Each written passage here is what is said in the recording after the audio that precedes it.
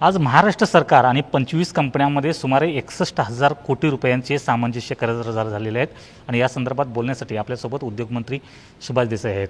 Sir, इतक्या मोठ्या प्रमाणावर लॉकडाऊन असताना, जगभरात कोरोनाचं संकट असताना देखील महाराष्ट्रातली गुंतवणूक मात्र वाढत चाललेली आहे, काय सांगाल? नक्कीच की सगळं जग जेव्हा करोना महामारीशी लढण्यामध्ये गुंतलेलं आहे आणि महाराष्ट्रसुद्धा त्यामध्ये आहेच, पण तरीसुद्धा आमचा उद्योग विभाग स्वस्थ शांत बसला नाही। आमचं काम सातत्याने चालू होतं आणि त्याची फळं आता दिसायला लागलेली आहेत। त्यामुळेच आज 25 कंपन्यांशी एकूण 61,000 कोटी रुपयांचे सामंजस्य करार करण्यात आले आहेत। यापूर्वी जूनमध्ये आणि त्यानंतर नोव्हेंबरमध्ये असेच उद्योग करार झाले आणि अशा रीतीनं आजचे मिळवले त्याच्यामध्ये तर एकूण 1,12,000 कोटी रुपयांची ही गुंतवणूक होत आहे। आणि मला इथे नमूद केलं पाहिजे की हे केवळ कागदावरचे करार नाहीत, तर यापैकी एकूण एक गुंतवणूक ही निश्चित होणार आहे। त्याच्यातल्या पुष्कळशा कंपन्यांना आम्ही जमिनीसुद्धा दिलेल्या आहेत। म्हणजे त्यांचं जे काही गुंतवणुकीचं काम आहे किंवा प्रस्ताव आहे हा गंभीर आहे। उत्सवांमध्ये काय होतं की आला उद्योगपती की केला करार आणि त्याच्यामध्ये फारशी तपासणीलाही वाव नसायचं, परंतु आता मात्र प्रत्येक हा जो करार आहे हा तावून सुलाखून तपासून घेतलेला आहे। त्यामुळे ही गुंतवणूक 100% होणार आहे।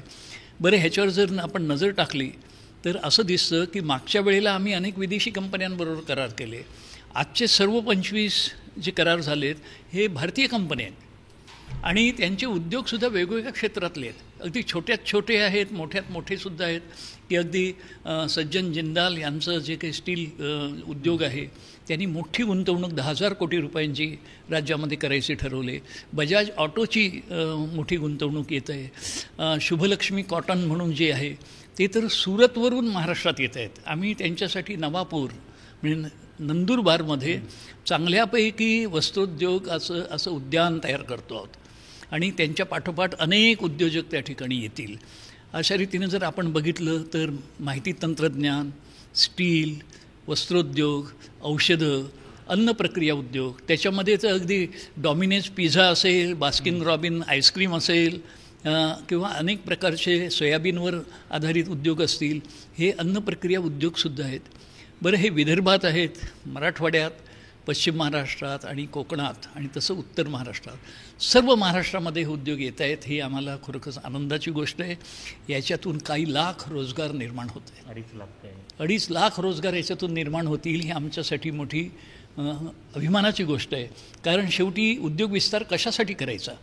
राज्याचं वैभव वाढतं, राज्याचं उत्पन्न वाढतं, हे चांगलंच आहे, पण त्याचबरोबर रोजगाराच्या संधी वाढतात आणि आता जी आपली बेरोजगारी जी असते ती कमी होण्यासाठी फार मोठी मदत होते।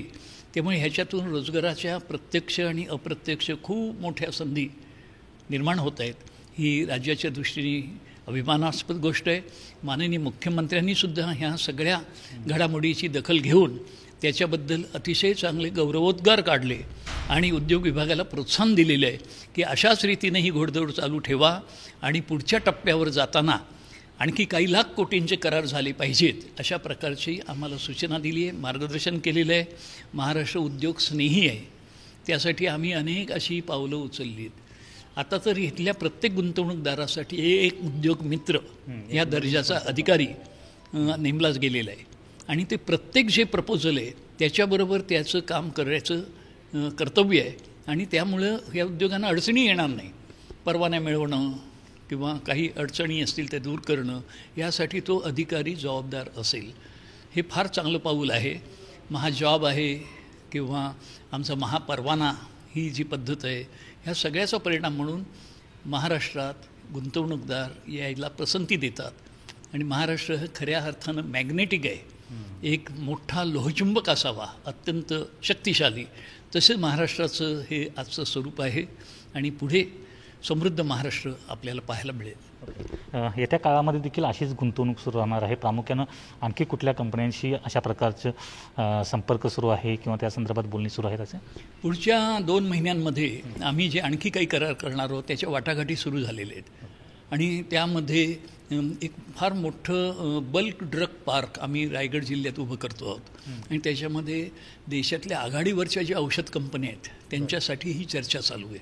त्यामुळे ते प्रकल्प येतील आणि जे स्पेशालिटी केमिकल्स आहेत की जी आपल्याला परदेशातून आयात करावी लागतात, परंतु आपल्याला देशातच ह्याचं उत्पादन केलं पाहिजे या दृष्टीने औषधांच्या निर्मितीमध्ये फार मोठं काम आपल्याकडून होत आहे.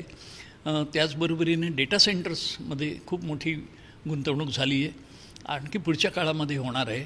काही नामांकित उद्योग समूहांची चर्चा चाललेली आहे. आताच नावं चर्चेत घेणं बरोबर होणार नाही, परंतु जसजशी याची प्रगती होईल ती माहिती आम्ही देत जाऊ आणि फेब्रुवारी महिन्यामध्ये एक फार मोठं टप्प्यावरचं पाऊल आपलं ह्या उद्योगवाढीमध्ये पडेल. धन्यवाद सर ही माहिती दिल्याबद्दल. तर येत्या काळामध्ये देखील गुंतवणूक होईलच. आत्ताच्या गुंतवणुकीतून सुमारे 2.5 लाख रोजगार निर्माण होतील, कारण कोरोनाच्या काळामध्ये अनेक जणांचे रोजगार गेलेले आहेत. परंतु महाराष्ट्र जे सरकार आहे त्या माध्यमातून जे उद्योग महाराष्ट्रात येत आहेत त्या माध्यमातून आणखी काही रोजगार यामुळे निर्माण होणार आहेत. Video journalist Dheeraj Krishnat Patil, Zee Media, Mumbai.